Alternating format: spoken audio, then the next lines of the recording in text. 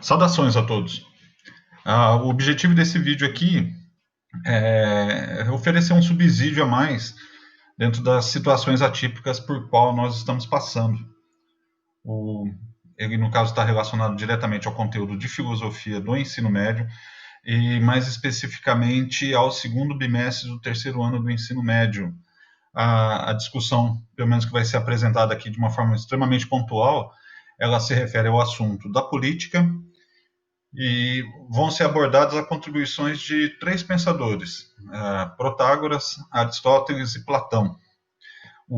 A ideia aqui é complementar, tá? Não espero que, de forma alguma, esse vídeo ele seja uma apresentação definitiva a respeito do tema. Bom, vamos falar a respeito de política. Alguns ditos populares, por exemplo, a respeito do tema, e talvez o mais famoso seja aquele que profere que política, né, futebol e religião eles não podem ser discutidos. De uma certa maneira, parece que isso está sendo verdade nos últimos tempos, né? A maneira como as discussões políticas, elas, principalmente no campo virtual, elas têm sido tratadas, elas revelam exatamente isso, no sentido de propor um antagonismo muito grande entre as pessoas, né? Entre os grupos, entre as perspectivas que as pessoas têm a respeito daquilo que deveria ser efetivamente a vida pública. Versa sobre todo tipo de assunto esse antagonismo, versam sobre a ideia ou a possibilidade de você expandir ou não, né, os direitos sociais, os direitos políticos, os direitos civis, versa sobre questões de saúde pública, sobre o meio ambiente, sobre economia política, sobre o tamanho do Estado, se ele deve ser maior, se ele deve ser menor, o Estado mínimo, o Estado máximo, versa sobre os mecanismos de participação que têm que ser efetivados, melhorados, aprimorados, às vezes até criados, no sentido de você aprimorar a participação pública da sociedade em relação às discussões que envolvem a coletividade. Ou seja, o antagonismo, a maneira como ele tem sido tratado, revela exatamente talvez isso aí. Mas no final das contas é um assunto que envolve aquilo que nós queremos para o espaço público e no final das contas para aquilo que aconteça dentro da nossa vida, também particular.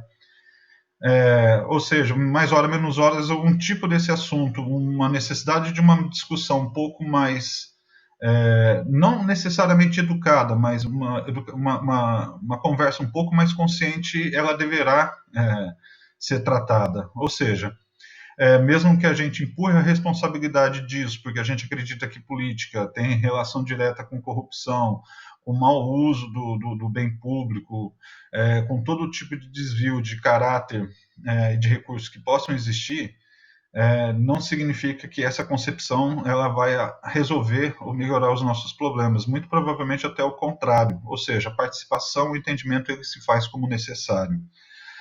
Nisso, algumas contribuições que são oferecidas, e aí eu coloco duas coisas que estão talvez próximos dos alunos, né, principalmente daqueles que eu tenho mais contato. Primeiro, aquilo que é o material que é oferecido pela Secretaria do Estado da Educação de São Paulo. Existe o caderno do aluno, e no caderno do aluno, na primeira parte que se refere ao segundo bimestre, na parte de política, que seria mais ou menos uma situação de aprendizagem 6, né, ele oferece dois textos significativos. Um diálogo socrático, só que o que vai aparecer, o que tem que, no caso, ser percebido é a contribuição que o Protágoras dá nesse diálogo socrático.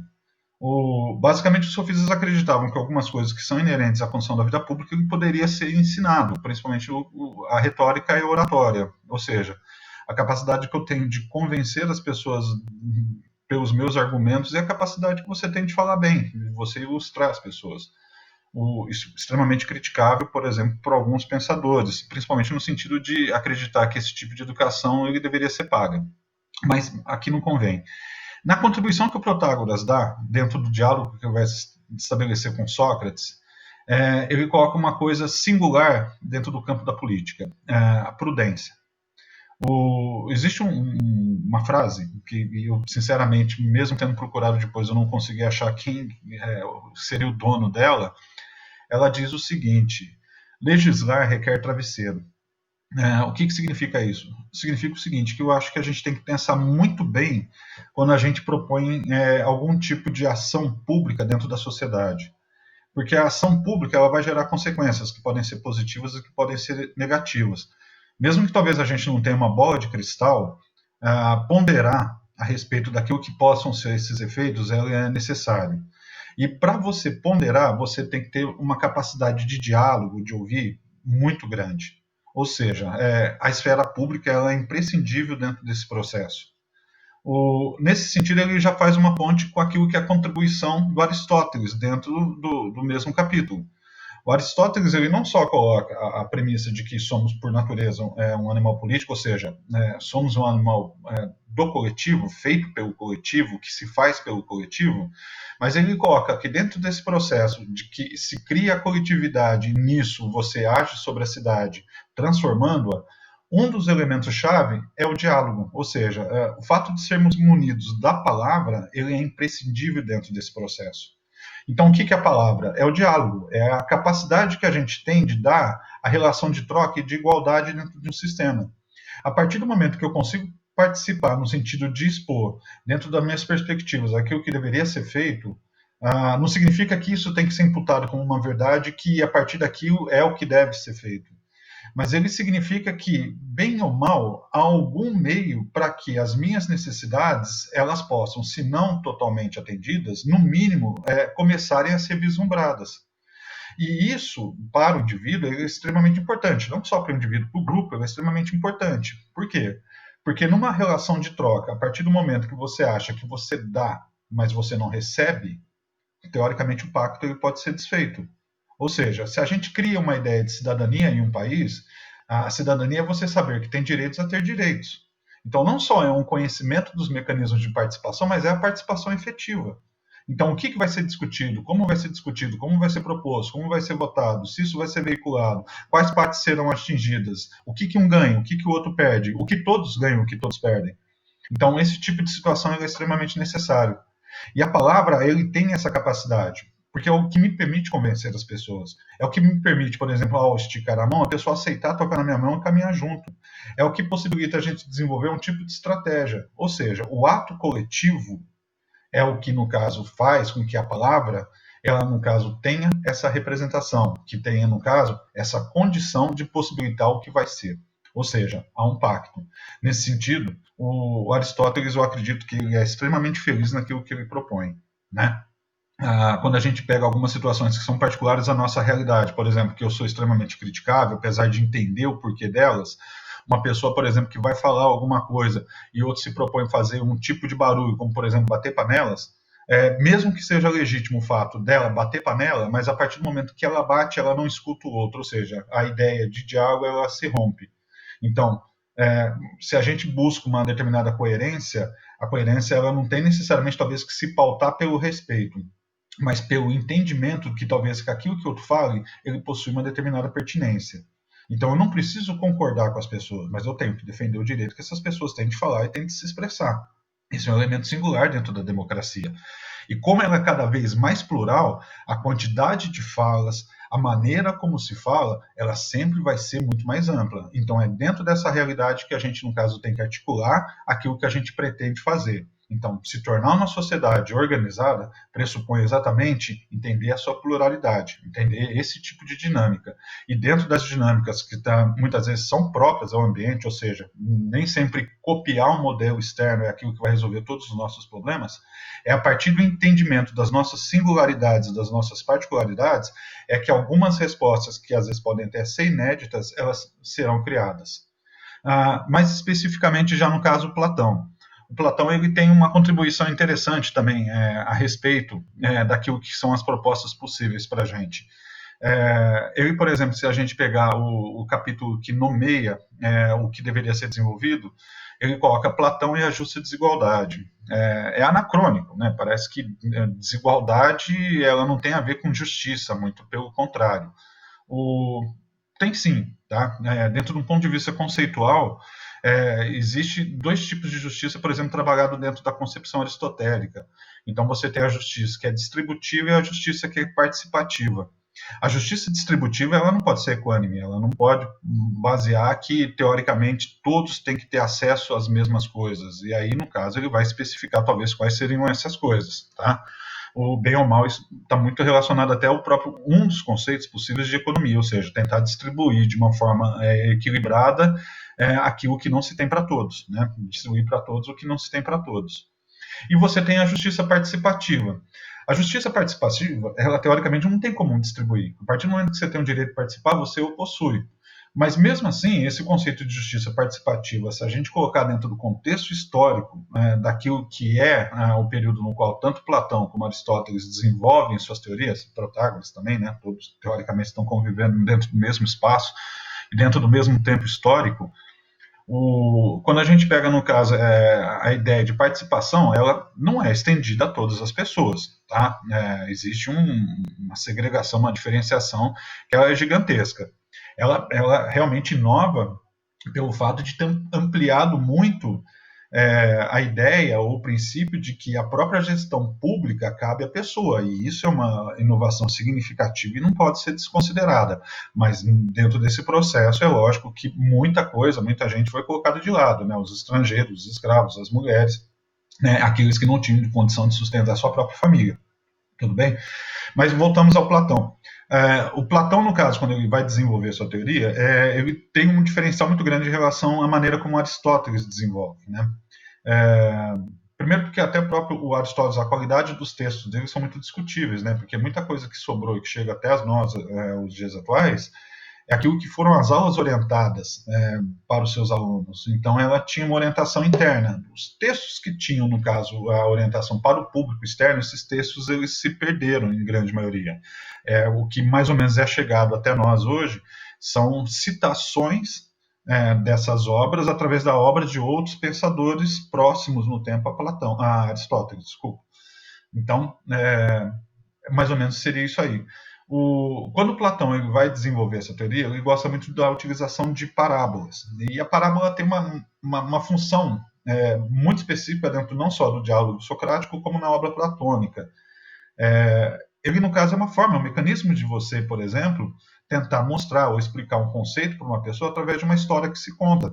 Então, cumpre mais ou menos esse modelo. Tenta entender o que eu quero dizer a partir dessa história que eu vou te contar. Na obra aristotélica, você já não consegue perceber de grande parte essa ferramenta. Então, esse vínculo, às vezes utilizando algum tipo de narrativa mítica, ele basicamente parece que ele está interrompido, quase que não existe. Dentro daquilo que é colocado, o que o Platão vai fazer para fazer a contribuição dentro da discussão da política nesse modelo de cidade ideal, dentro dessa ideia de justa desigualdade. Um exemplo simples para a gente trabalhar isso, gente, é só a gente pensar numa empresa e pensar num setor empresarial de recursos humanos. O RH está relacionado diretamente a criar o ingresso de determinadas pessoas dentro da fábrica, dentro da empresa. Então, o que ele vai fazer? Ele vai fazer uma seleção. Para fazer a seleção, você tem que utilizar algum critério, mas a ideia básica é tentar ver qual tipo de perfil que se adequa à função que, no caso, a empresa necessita. Se por acaso você faz uma contratação errada, muito provavelmente, às vezes, essa pessoa não vai desenvolver todo o seu potencial porque talvez não se sinta à vontade. Nisso, o que acaba acontecendo? Você tem a perda, não só por causa da empresa na questão da produtividade, mas você tem a perda do própria pessoa que se propõe a desempenhar aquela função exatamente porque ela não se sente adequada dentro daquilo lá. Então, talvez a pessoa desempenhando uma função em uma outra área, ela desenvolveria muito mais. Ou seja, seria muito mais positivo para ela quanto para aquele que contrata. Um técnico de futebol, por exemplo, que ele entra, pega uma equipe, pega um jogador, por exemplo, de uma determinada área e vai lá e fala, olha, você não vai jogar mais na lateral, você vai jogar no meio de campo. E, de repente, às vezes, um jogador que parecia mediano, de repente, um jogador arrebenta. Quer dizer, essa percepção, ela talvez ela mostre alguma coisa nossa. Qual? Que nós talvez tenhamos realmente mais aptidão para algumas coisas e menos para outras coisas. Talvez aquela ideia de inteligências múltiplas. Tá? Temos então inteligências múltiplas, temos aptidões. Em Platão, isso no caso se refere a 3 características da alma. Então você, no caso, tem 2 tipos básicos, que seria o racional ou irracional, e dentro do irracional você tem o irracível e você tem o concupiscente. Para fazer a representação desses três tipos de alma, a alma que deve fazer a gestão, a alma que deve defender e a alma que deve prover, ele, no caso, relaciona isso com o corpo humano. A hora que ele pega a primeira parte, racional. Racional, olha, meu amigo, então, teoricamente, você, como magistrado, como rei filósofo, você deveria fazer a gestão da cidade. Você deve ser preparado para, no caso, se tornar isso aí. Quando você pega, no caso, o segundo grupo é aquele que está relacionado à condição irracível, ou seja, o que te motiva? O que motiva é a vontade, ou seja, você é muito mais impulsivo do que racional. Isso, para uma cidade que precisa se defender, é essencial. Ou seja, talvez numa situação de conflito, pensar demais possa se tornar um problema. Ou seja, dentro talvez desse tipo de característica para esse tipo de função, tal pessoa seria mais adequada. E a pessoa que é movida, no caso, concupiscente, que é movida pelo desejo, ela, no caso, é o prático. Então, é aquela que vai prover. Como são essas pessoas? Simples, né? Tem pessoas que têm desejo de comer um bolo. Levanta, vai no mercado, compra o bolo e come. Tem gente que tem desejo de comer um bolo, vai na cozinha, pega um monte de coisa, monta e prepara o bolo e come. Ou seja, existem para algumas pessoas algo que é não só natural, mas necessário de ser feito, ou seja, o fazer, ele no caso é considerado uma coisa positiva, quanto que para outras pessoas é considerado quase como uma barreira intransponível. Tá? O entendimento de si ele é essencial, porque do ponto de vista prático ele ajuda talvez até a gente pensar que tipo de caminho que a gente deveria caminhar mais para frente, que tipo de emprego, trabalho, função, que coisa que eu gostaria de fazer, que coisa que eu gostaria de ser. Então, essa desigualdade, quando ela, no caso, pensada e respeitada, para uma cidade ela se torna positiva. Por quê? Porque ela consegue afastar uma coisa chamada corrupção. A partir do momento que uma pessoa que talvez não tenha habilidade ou aptidão para determinado cargo ocupar esse cargo, talvez ela, para tentar criar os meios para permanecer, ela, no caso, vai utilizar de algum tipo de artifício, que possa ser a capacidade de cooptação do outro, ou seja, de convencer o outro, de oferecer alguma coisa ao outro, para que o outro aceite que, mesmo que uma pessoa não tenha tanta competência, permaneça lá. O que não falta na vida são exemplos relacionados a isso. Então, dentro daquilo que talvez seja a compreensão daquilo que são contribuição desses pensadores, talvez isso seja o essencial. A outra coisa que a gente pode ainda agregar dentro da obra aristotélica, ou mesmo também dentro da contribuição de Platão, é a desconfiança que eles têm em relação à democracia. Isso é imprescindível. Para eles, a democracia para a gente parece que ser um valor que, mesmo que possa ser criticável, parece que a gente não possa negociar. E é lógico, no final das contas, é pelo coletivo que você aprimora. Caso contrário, a gente teria um problema sério. O problema sério é simples, né? Numa democracia, quem manda, teoricamente, quem está aí ouvindo. Numa autocracia, quem mandaria sou eu. Ou seja, a minha perspectiva de certo e errado, ele se imporia sobre a sociedade. E a capacidade que eu teria de ouvir os outros, ela com certeza seria mitigada através de vários meios, através, no caso, da capacidade que a gente tem de humilhar, de cessar o diálogo, de estabelecer vínculos ou elos de violência, onde você, no caso, oprime aquele que se opõe àquilo que você quer, e todos os outros recursos possíveis que, no caso, estão relacionados historicamente, a maneira como as ditaduras se preservaram no poder, os ditadores se preservaram no poder. Então, o que eles têm em relação à democracia? Platão, pela desconfiança da maneira como uma pessoa como Sócrates acabou sendo condenada. E o Aristóteles, no caso, relaciona a democracia com demagogia. Ou seja, muitas vezes as pessoas oferecem coisas que elas, para o bom funcionamento coletivo, daquilo que deveria ser o interesse público, ele não deveria ser proposto dessa maneira. Então ele defende a politeia. A politeia basicamente é você sempre buscar aquilo que está relacionado até à concepção de ética dele, ou seja, busca o meio termo, o termo médio. O termo médio, por exemplo, iria contemplar não só os interesses daqueles que talvez estivessem acima, como também dos que estivessem abaixo. E nesse sentido, por uma média que você, no caso, retiraria dessas pessoas ou desses grupos, é que poderia, no caso, criar uma sociedade pelo menos um pouco mais justa. Tá? Bom, procurei ser breve, eu iria até utilizar outro recurso, mas no final das contas, acredito que talvez isso tenha sido válido. Não se torna impossível fazer outras coisas para complementar. Bom, espero que tenha ajudado, e como disse, isso aqui é simplesmente mais um elemento para tentar contribuir no entendimento de um conteúdo. Existem outros meios. Muito obrigado, e até mais.